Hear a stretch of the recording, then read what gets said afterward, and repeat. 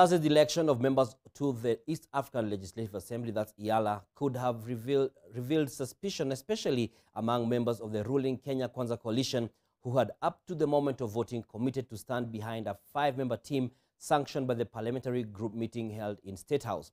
When the dust settled, Fred Muteti had fallen along the way and his place taken by Godfrey Maina, who was not in the list of 5. Ibrahim Karanja now reports of an underhand dealing by a section of Kenya Kwanza MPs to vote differently from the list, even as a certain cabinet secretary is said to have spent time in parliament to mobilize votes for candidates from Mount Kenya, despite the final list not having a single one of them. The election of members to the East Africa Legislative Assembly, EALA, may have exposed an emerging soft underbelly within the ruling Kenya Kwanza coalition, with at least one of their presumed indomitable 5 failing to make the cut to the regional house.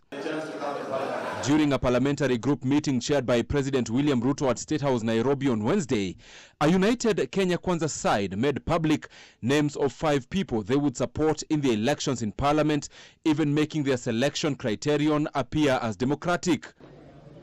But when members of parliament made their decision through secret ballot, Fred Muteti and Iman Falhada Deko, who were in the President Ruto-sanctioned top 5, got lesser votes than Godfrey Maina Mwangi, who had initially missed out on the initial blessing.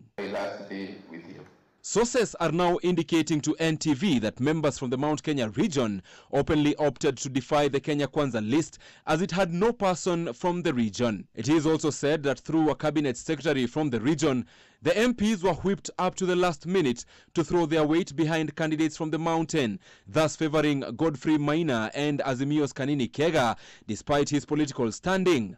While addressing a funeral congregation in Tharaka Nithi Friday, Deputy President Rigathi Gachagua confirmed of his role in individually supporting Mount Kenya as a region and Kanini Kega in particular.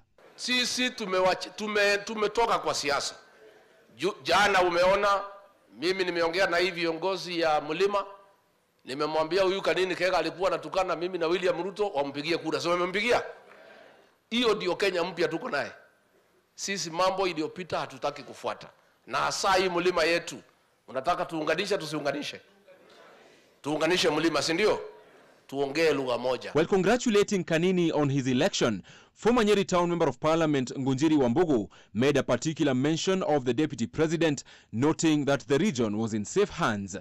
Another tweet by Senator Ledama Olekina also pointed to a perceiving defiance by the mountain, especially on the EALA matter. If all the Kenya Kwanza MPs supported the State House 5 to the last man, then a situation where Fred Muteti is locked out just to accommodate Falhada Deko, based on the gender principle, would not have been witnessed. Further, Azimio's numbers in parliament would not have been enough to see Godfrey Maina rank above the 2 in the final list.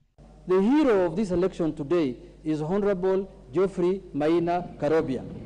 Madam Speaker, this is a young man who was rejected, Madam Speaker. He was rejected by his coalition that he does not deserve to go to that parliament, Madam Speaker. Madam Speaker, I found him last night. I found him last evening, Madam Speaker, on the corridors of this house, Madam Speaker. Madam Speaker, this is a young 28 years old young man, Madam Speaker. It is completely out of order for the Honorable Junet to purport that the MP-elects one Godfrey Maina Karobia was rejected by any coalition, because the election, Madam Speaker, in line with the EALA rules, was to be in this house. And with the Deputy President promising more slots for Mount Kenya to accommodate leaders despite their stand in the election. So tutapanga. Hata huyu Sabina Chege mudi ya Jubilee tutaweka fertilizer kuja sawa sawa. Si mnajua huyu Sabina Chege? Wakuja nyumbani ama wakae nje? Wakuja nyumbani. Eyes are now solidly fixed on the Ruto-Gachagua boat and its course in the coming days. Ibrahim Karanja, NTV.